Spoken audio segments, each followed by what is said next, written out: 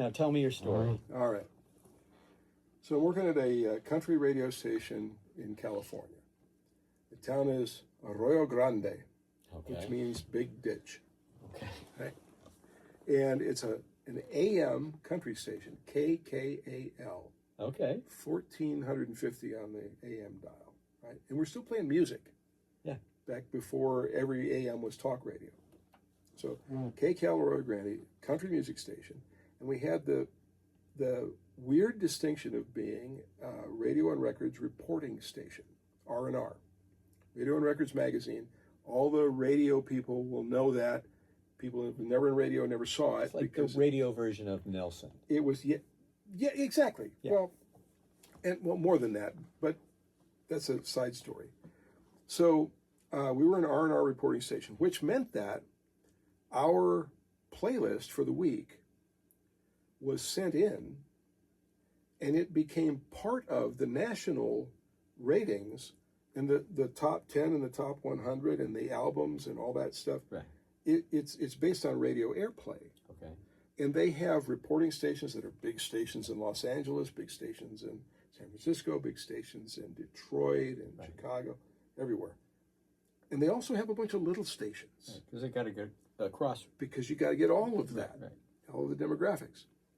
And we were this tiny little AM radio station, you know, with our signal was a little bit bigger than the parking lot, but not much bigger. Right. And I was the program director and the music director and the janitor. But that's another story. But yeah, that's, you know. Guy who cleaned the toilets. Little stations mean big jobs, right? So I did everything there. And radio was all live then, and we were doing live shows. I did the morning show, and we were playing country music. And country music wasn't my favorite, but it was a job, and I needed a job, and so I took it. And along the way, because I was getting calls from record reps every week, you know, please put this song on, please put this song, please put this song on. And I would get all these free 45s in the mail. Right. And I'd play them all. And I like this one, and like this one. You know, I mean, there was this guy out of Bakersfield that no one had heard of. And man, this song is really cool. I'm going to play this. I put it on my list. Buck? No. Buck was on. That was before that. No, this was later, much later. John? Dwight Dwight Yoakam. Okay. Dwight Yoakam. I was actually the first guy outside of Bakersfield to play Dwight Yoakam on the radio. Bakersfield really had a lot of really great musicians come out of Bakersfield, huh? Yes, because there's nothing to do in Bakersfield but play music. No, it's too freaking hot. You got to find someplace cool and tune your guitar and go. That's right. So anyway, Dolly Parton was coming through. Okay. And she was playing a show somewhere. I don't remember where. And there were, I think she had a song on the radio then. I don't even remember this. The part I remember was the record rep said, "Hey, would you like a call on your show from Dolly Parton?" You know, and we'll talk about her new record, and we'll talk about her you know, she's playing south of you and playing north of you and blah, blah, blah. Sure. And so I'm on my morning show, and, you know, here's the telephone, and hi, Dolly, and we just have this talk. Right. And she is the sweetest thing. Yeah. Just the sweetest thing. And she's asking me all these personal questions. She didn't want to talk about her record. I mean, we talked about the conversation. She wanted to have a conversation, right? Yeah.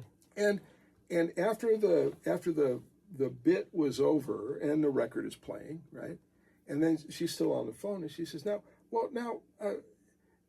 tell me about your family. Do you have any kids, you know? And, well, I was in a pretty awkward position back then because I did have a son, but his mom had taken him and moved across the country.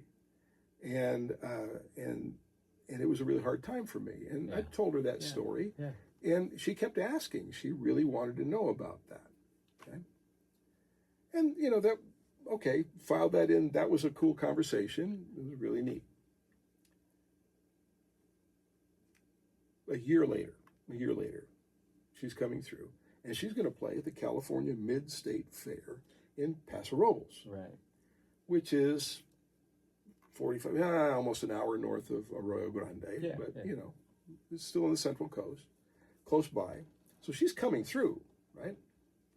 And she wants to stop at the different radio stations, you know, and do interviews, live interviews, real Nice. interviews, Okay. right? And she comes into the station at Arroyo Grande, and I see her walk into the lobby. She's this tiny little short thing. Oh yeah. There's not much to her. And she comes in and she's talking to people and everything, and I'm on the air at the time. And she's asking everybody, now where is Frank? I want to talk to Frank. Now where is he? Well, he's on the air. Is he going to interview me? Yes. Oh, that's perfect. You know, and of course I can hear all this because there's a intercom link. She comes back into the studio and she says, do you mind if we do this live or do you want to tape it later? And I said, oh no, you sit right down and we'll just have a chat. And we had a chat.